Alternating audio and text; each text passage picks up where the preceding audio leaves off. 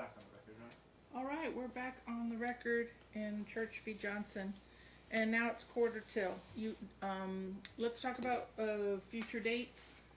I have 2 dates. The first date that I have is June 15th at 1:30. It is a stack 2. And then I have a July 18th at 1:30, and that is a stack 1, date certain. So we can definitely, I would recommend that you take the stack 2, and we'll contact you if and when something comes available. Did you say 18th? July 8th. Oh, okay. I was like, that's a Saturday. So I'm scheduled right now to have a court hearing at 1:30 on the 15th. It might go off, but even if it goes, it won't go for that long. So it would go for like an hour. On June 15th or July 18th? On June 15th? June 15th. Right now I'm scheduled. I can try to get it moved. I really want to get this done, so. Can we take both? And then if June 15th doesn't work out, at least we have a backup? That's fine with me. If it does work out, then we Yeah. hopefully That's fine with need me. the 18th. Yeah. Right, 18th works for me. All right, so we'll take both. So there'll be a stack 2 on June 15th and a date certain on July 18th. And Oh, you know what? I have another hearing at 3 on that day as well. which day? To CMC. So again, you know what? I think I'm settling that case actually. So I think it's going to come off. I can get that moved, even if we haven't got it quite done. Because I'm sorry, I was just thinking out loud. Okay. I just talked to I'm finalizing our settlement right. Okay. Either way, I can get that either moved or it'll be done by then. All right. Let me look at the 18th real quick. That I'm free. Both. Yeah, I'm completely free on July 18th. Okay. All right. Well, why don't we call it a day then? Because it's a good time to stop. Yeah, I do want to address, especially given the duration of time before this is going to conclude, my client having supervised visitation recommence at Donna's house. We have now received, subject to cross-examination, Mr. Johnson's testimony. It's been 2 months since the time that he was shot, and the court still has not a scintilla of evidence other than the fact that or the testimony that he was shot. We have nothing more. In the application for protective order, they said that Mr. Hansen and Ms. Church were persons of interest or subjects of interest. We have no evidence of that now. Ms. Cole has been trying to reach the detective since middle of last week, hasn't responded to her. My client can represent to the court. She still hasn't been contacted by any detective related to this. So really, it's a very narrow issue, and the court has seen the videos. Obviously, Madison likes to spend time with her mother, and I think that it's important and in the best interest of Madison to have that contact. So the only issue here is somebody dropping Madison off to Donna's house so that the supervised visitation can take place. And I think that precautions can be put into effect to alleviate any concerns in that regard, whether it be that Mr. Johnson comes early or Mr. Johnson comes late and security is notified. And there's got to be some mechanism fashioned here so that the child's best interest can be met with my client having in-person contact, supervised visitation pending the outcome of the trial. Ms. Cole? I mean, I guess I'm just concerned. I mean, I was already concerned before Mr. Johnson got shot, and frankly, I am very, very surprised he lived through that. My concern is that if I don't stand up for him, and his fear is what turned out to be very legitimate fear of his own safety, what am I going to say when he does get killed? Or it really, I guess, and then can't find anyone else that's going to be willing to transport the child. Nobody that he knows is willing to do that because they're all afraid for their safety. This is really serious. This is a very. He was in ICU for 5 days. This is a very, very serious, and there is evidence, and the evidence is in the form of Mr. Johnson's direct testimony, what he observed, what he's been through, what he's had to deal with. Just in relation to having guns pointed at him prior to this. The revving of the engine and the pulling the car forward at him in the parking lot. being followed. That's testimony. That's evidence. So I do have a concern. And most importantly, Your Honor, the child was in front of Dad, full view of the shooter and her dad when her dad.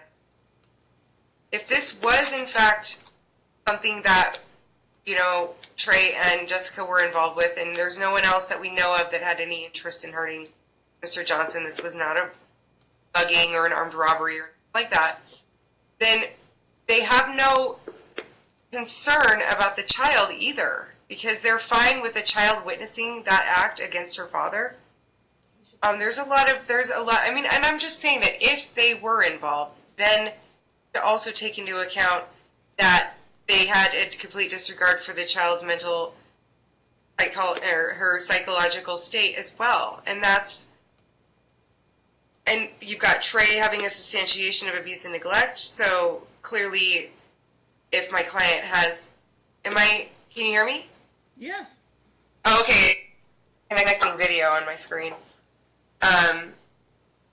So if he's going to be anywhere near this facility, that would be completely improper. I disagree. I don't agree with this. I don't think it's a good idea. I think there's a TPO in place for a reason. I can say as an officer of the court that the detective told me multiple times that Trey and Jessica are persons of interest. In fact, they're the only people of interest that I know of that I ever heard of from the detective. He's right, though. I have not heard back since I messaged him and asked him whether the case was still under investigation. He said yes, but I didn't hear back from him again when I asked for more details. So I don't know about that one. I can't respond to that anymore because I did reach out to him again over the weekend and I asked him if he would respond to me, and I haven't heard anything yet. But just because he hasn't interviewed them doesn't mean he's not going to, or that if he finds some more evidence linking them to crime, if that occurs, that he wouldn't. I don't know how long these type of investigations take. I think it's important, that contact is facilitated as long as it's safe. And, we haven't talked about this, but because this wasn't really part of my evidence preparing for trial. Even when Miss Church has had visitation, video visitation, she's no-showed many times. So if she really is, how much does she... if I'm allowed permission, I can address that on redirect as well. But I just think that based on the severity of the act against my client and the circumstances surrounding it, there exists a serious threat of safety to his person. What are you able to provide? Are you able to provide me any kind of attendance records or anything at Donna's house to indicate that Ms. Church was a no-show? But I think she was a no-show to the video visits that she's been granted. The what? Oh, the video. The video visits, not Donna's house. All right. I think she has. Brooks would be able to recall about Donna's house. I think she did go to the. There haven't been that many, but I think she's gone to the Donna's house. Okay. If I may, she showed up late on 3 occasions, and it was past the allotted wait point. So Donna's house had already released me, yet I continued to wait to facilitate the visit, and right. She did eventually show. Okay. And meaning that, like 25 minutes late. Okay. Like 15 More minutes. than that on one occasion. Okay. Well, I don't think that means that she doesn't love her daughter, but no, I didn't say that. Okay. Let's hear from Mr. Schoenfeld. So, Your Honor, really the narrow focus here is if there's a method to facilitate this supervised visitation at Donna's house while alleviating the concerns to Mr. Johnson that have been expressed by his counsel. And I think that there are ways to fashion that. I would also note, given that you saw the video of his significant other going into the tattoo shop with her phone out videoing, you saw the still shots of Mr. Johnson taking pictures of Mr. Hansen, video out. You hear all of these allegations. Where's the videos? I don't know. Exactly. They followed me into my parking lot at the apartment complex. Inside the gate, no video. Oh, he lunged at me with his car multiple times. No video. So we have to look at what we actually have in evidence, and they have a concern that they've expressed in reference to Mr. Johnson bringing Madison here. We could, for example, have Miss Church show up 15 minutes early, go inside Donna's house, sit in the lobby at Donna's house, and then when Mr. Johnson arrives, he can call and say, I'm in the parking lot, I want to confirm that Jessica is already here so that he doesn't have to have exposure to her coming into the parking lot. Your Honor can enter an order that Ms. Church is not allowed to have Mr. Hanson bring her here or be in the premises or be around the premises. And once again, given that there's cameras in the parking lot and Mr. Johnson has a propensity of videotaping on his own, the court would know pretty quickly if that's been violated. So with Mr. Hanson not being allowed to come to the parking lot, Ms. Church having to come 15 minutes early, Mr. Johnson calling before he walks in, with the marshal saying that this might not work. But there's got to be something to that effect that we could organize so that the concern is alleviated and my client and her daughter can have the contact that they need. And I did submit the screenshots from the video at the tattoo shop. Not the whole video, but just so we had them in evidence. That those pictures on exhibit I, whatever the screenshots were of the incident of Mr. Hanson pointing the gun. I think it Those- was Exhibit E. Yeah, exhibit E. Those were screenshots from my client's phone while he was playing the video. And that's my The point. court- That's my point. He videos everything. When he thinks I know you said it wasn't in. You said it wasn't in evidence. That's why I was responding to you. Ms. Cole, you interrupted him. Go ahead, Mr. Schoenfeld. That was the point that I was making, Your Honor. They went to the tattoo shop, phones out to videotape it. Him and his girlfriend have that habit, that when they think that they can get evidence of something that's going to help them in this custody battle, cameras are out, it's video. We have seen nothing other than video from the tattoo shop. We haven't seen video of them following him. We haven't seen, he said that he took pictures of the license plates when the person followed him from here. Where are those pictures? He says that she was in the Why would I parking lot of his submit that? apartment complex. Where's those pictures? There's nothing other than his testimony and the tattoo shop incident. And we have nothing from the police. It's been 2 months. We have no contact.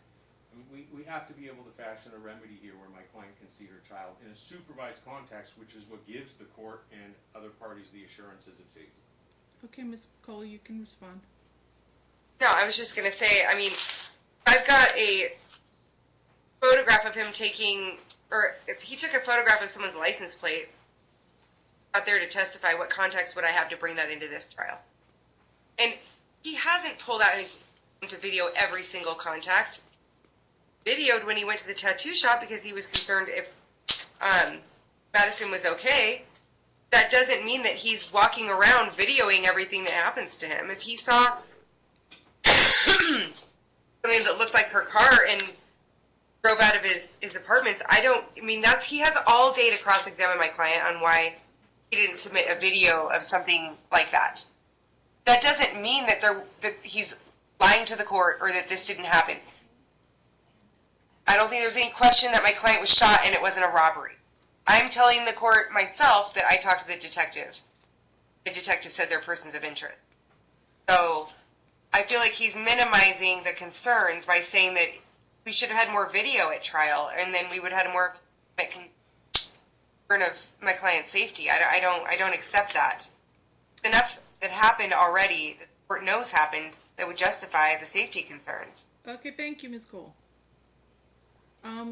Would it be possible to, can we somehow subpoena the police, the detective, and just find out what the heck's going on? Because I share Ms. Cole's concern about the safety and the protocols that you suggested to put in place. And it has been suggested that Ms. Church has appeared 25 minutes late to Donna's house appointment, so it doesn't do a whole lot of good to have her show up 15 minutes early. She'd still be late, if indeed that's true, but I don't know. I'm not making any findings in that respect. And she is right. Ms. Cole is right. I mean, this is a shooting, and there is a lot here. I am very concerned, though, that we have seemingly no movement whatsoever on this investigation, and so what I'm suggesting is that we keep things in place the way they are for the time being. And Mr. Schoenfeld, is there anything that you can do to find out any information, or if you can subpoena him to come in here and just, I mean, it can even be on Blue Jeans, just to give us, I mean, of course, I don't expect him to reveal everything that he's doing on the investigation, but I mean, is it going forward? Is it not going forward? I mean, I just need some kind of a status update, and the court will accommodate his schedule. If he can do it, I don't know, Fridays are the court's most open time, even though they're supposed to be my admin days, but they're all booked up because I'm just so packed. But you can certainly work with my JEA. She's amazing at finding little slots here and there that we can accommodate his schedule the best we possibly can. I would need two things. One, I looked up, Sergeant Kenny, Detective Kenny. I couldn't find anything. I sent an email to Miss Cole to see if she had his contact, the phone number, so I could work on that. So I would need to get actual definitive contact information, a badge number, something. And then two, there has to be a date for the subpoena. So what I would propose is I will subpoena him to the June 15th hearing at 1:30, and then if he contacts me and says that doesn't work, then I can find out dates that work and coordinate with your JEA for a 1-hour court appearance where he can appear by video. Before that, we can even, I mean, I don't have anything on my calendar right now, but I would just have to set a date for the subpoena, so I would set that June 15th date and then Sure. coordinate if we can get something better for everybody. okay, that would be fine. So if Ms. Cole can email me that information, I will do what I can to track him down. Well, and couldn't you get I realize that there's a police report. It's not going to be complete, but at least there'll be some semblance of a police report, and it'll say, to be continued, or it'll be something, more information forthcoming or something. Can you get that? I can try to, I would have to do it under a public records request, but I can certainly try to do that. Okay. Yes, sir. I believe the event number for the incident is already on file. With that event number, you can contact the detective unit, speak to the lieutenant or the duty sergeant in charge, and find out who's assigned to that case, and then go from there. It's very easy. Okay. Yeah, and I'll also put in a public records request, see if I can get anything that way. Okay. All right. All right. So June 15th at 1:30. June 15th at 1:30. Okay. So we're adjourned Thank you. temporarily. Thank you.